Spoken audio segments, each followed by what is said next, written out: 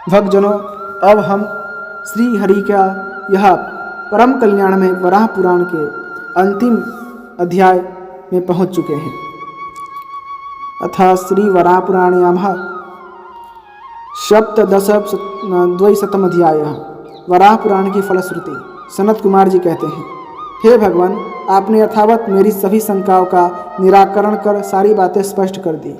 मैं संशय की बातें पूछता रहा और आप उन्हें भली भांति स्पष्ट करते रहे। विश्व स्वरूप स्थाणु जगदीश्वर भगवान शंकर अप्रतिम तेजस्वी हैं। वे जंगल में आनंदपूर्वक विचर रहे थे। वह जंगल पुण्य क्षेत्र था। महाभाग जगत का कल्याण करने के लिए उनका विग्रह एवं श्रृंग जिस प्रकार प्रतिष्ठित हुआ तथा जैसे वे स्थान तीर्थ बन गए, मैं उसे सुनना चाहता हूँ। हे जगत प्रभु, आप यथार्थ रूप से उसका वर्णन करने की कृपा कीजिए। ब्रह्मा जी ने कहा, हे महामुने, इन सभी तीर्थों के फल का जो निश्चित रूप बतलाया गया है, उसका शेष भाग तुमसे पुलत्स्य जी कहेंगे। तुम इस समय मुनियों के अग्रणी बनकर इस वन में विराजो। तात तुम मेरे समान ही वेद और वेदांग के तत्व को भलीभांति जानने वाले पुत्र हो। जो पुरुष इस प्रसंग को सुनेगा वह संपूर्ण पापों से छूट जाएगा। यही नहीं, वह यशस्वी कीर्तिमान होकर इस लोक में और परलोक में भी पूज्य होगा। चारों वर्णों के व्यक्तियों का कर्तव्य है कि वे मन और इंद्रियों को सावधान करके निरंतर इस प्रसंग का श्रवण करें। यह कथानक परम मंगल स्वरूप, कल्याणमय, धर्म, अर्थ और काम का साधक, समस्त मनोरथों का प्रदान करने वाला, परम पवित्र, आयु वर्धक और विजय देने में सक्षम है। यह धन और यश देने वाला, पाप का नाशक, कल्याणकारी और शांति कारक है। इस पुराण को सुनने से मनुष्य की लोक परलोक में दुर्गति नहीं होती। जो मनुष्य प्रातः काल उठकर इसका श्रवण कीर्तन करता है वह स्वर्ग में प्रतिष्ठित होता है। सूत जी कहते हैं, हे विप्रवरो, परमेष्ठी प्रजापति ब्रह्मा जी ने सनत कुमार जी से यह सब बातें कहकर विराम लिया। उन सभी बातों को मैंने भी आप लोगों से तत्वपूर्वक वर्णन किया। वे ऋषि वरो, भगवान वराह और पृथ्वी देवी के संवाद का यह सार भाग है। जो व्यक्ति भक्तिपूर्वक सदा इसका पठन, श्रवण अथवा मनन करेगा, वह संपूर्ण पापों से छूटकर परम गति प्राप्त करेगा। प्रभास क्षेत्र, नैमिषारण्य, हरिद्वार, पुष्कर, प्रयाग, ब्रह्मतीर्थ और अमरकंटक में जाने से जो पुण्य फल प्राप्त होता है, उससे कोटि गुणा अधिक फल इस पुराण के श्रवण एवं पठन से होता है। श्रेष्ठ ब्राह्मण को कपिला दान करने पर जो फल मिलता है, उतना फल इस वराह पुराण के एक अध्याय का श्रवण करने से हो जाता है। इसमें कोई संदेह नहीं है।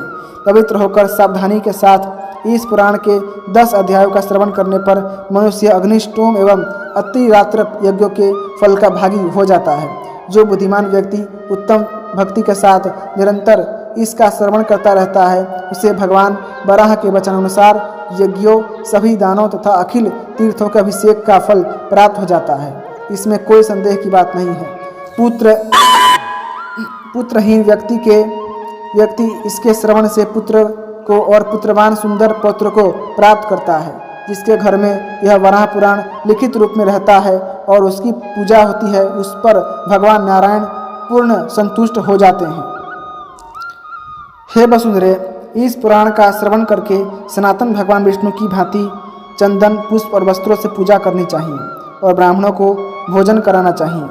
यदि राजा हो तो उसे अपनी शक्ति के अनुसार ग्राम आदि का दान करना चाहिए। जो मानव पवित्र होकर संयत चित्त से इस पुराण का श्रवण करके इसकी पूजा करता है, वह संपूर्ण पापों से छूटकर श्री हरि का सायुज्य प्राप्त कर लेता है। हरि ओम। इति वराह पुराण्यामः सप्तदश अध्यायः संपूर्णम्। इति श्री वराह पुराण कथा समाप्तः। इसी के साथ भगवान श्री हरि का यह परम कथा, परम कल्याणकारी पुराण वराह पुराण का यह अंतिम अध्याय यानी 217वां अध्याय भी पूर्ण हुआ। और इसी के साथ ही भगवान श्रीमद् नारायण का एक ग्रंथ, जो कि महान ग्रंथों में श्रेणी में आता है, उस महान ग्रंथ वराह पुराण का कथा यहीं पर विराम होता है। यहीं पर ये इस कथा का जो कथा पूरा हो जाता है, कथा यहीं पर संपूर्ण हो जाती है। भगवान श्रीमन नारायण का भक्ति करना इस संसार में सर्वोत्कृष्ट कर्म है और उस कर्म को करने का जो प्रेरणा देता है वह वराह पुराण है। वराह पुराण में निर्दिष्ट जितने भी वचन हैं वे स्वयं भगवान श्री हरि के हैं। ये जान के जो मनुष्य उनकी बातों को मानकर कर्म करता है वह अवश्य ही मोक्ष का भागी होता है। यही विचार कर, यही समझकर मैं आज आप सब श्रोता गणों को बधाई देता हूँ कि आप सबने संयम पूर्वक इस पवित्र और अविचल वराह पुराण का पठन, कीर्तन और श्रवण किया है। आज मुझे बहुत खुशी है यह कहते हुए कि मैंने एक अत्यंत पवित्र और भगवान विष्णु के स्वरूप भगवान वराह के भक्ति में युक्त इस पुराण का पठन किया और आप सबने इस पुराण का श्रवण किया। और यह मेरे जीवन का यह पहला पुराण है जिसे मैंने पूरी तरह पाठ किया है। और यह वराह पुराण मेरे लिए अति